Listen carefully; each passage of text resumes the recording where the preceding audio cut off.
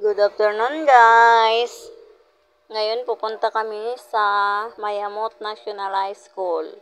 Kuhaan ngayon ng card ng anak ko. Sana mataas ang grades ng anak ko. Ayan guys, sumakit na nga po ako.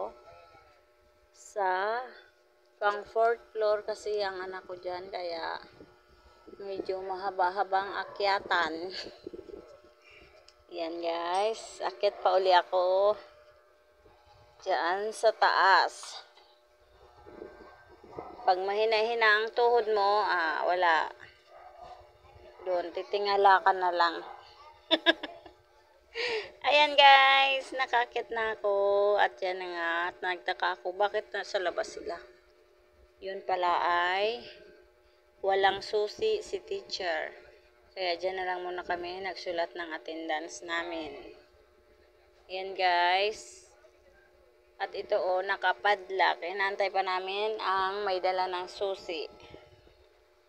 Ayan na guys, nakapasok na nga po kami.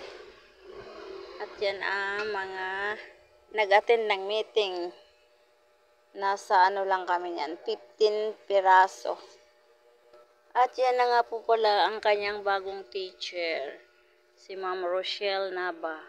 At ito na nga po ang grades ng anak ko. Thank you Lord. Tumaas po. Bye.